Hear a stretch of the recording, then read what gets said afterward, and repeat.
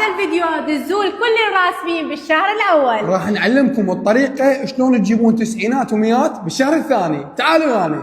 اولا الاسئله مال الشهر الاول اللي رسبتوا بها طلعوها وحلوها حتى تعرفون وين وقعتوا بالغلط. ثانيا غير طريقه دراستك، اذا بالشهر الاول قريت شفهي فهسه اقرا ورقه وقلم، واذا بالعكس قريت ورقه وقلم وشفت طريقتك بطيئه هسه اقرا شفهي بس بالتكرار على مود وشوف نتيجه. ثالثا خلي دراستك بالاوقات الذهبيه، يعني من 10 ل2 بايام العطل ومن 4 ل8 بايام الدوام. رابعا اعرف طريقه الاسئله. بالشهر الاول انت بعدك جديد، اول شهر تمتحنه فما تعرف الطريقه، هسه بالشهر الثاني عرفت شلون تجي الاسئله فممكن ما تغلط بيها مره ثانيه. اذا مدرستك كانت ما تفهم اما تتابع على اليوتيوب او تدور لك معهد زين، واذا كنت قريب علينا بمنطقه الحبيبيه تعال يمنا بمعهدنا ومن عيوننا ننجحك. وبس هي لا تنسون تتابعونا انضموا معنا القناه تيم السكاشة بالتليجرام، فقط هاي القناه عندنا ما عندنا غيرها، هذا الرابط، وان شاء الله يا ربي كل التوفيق.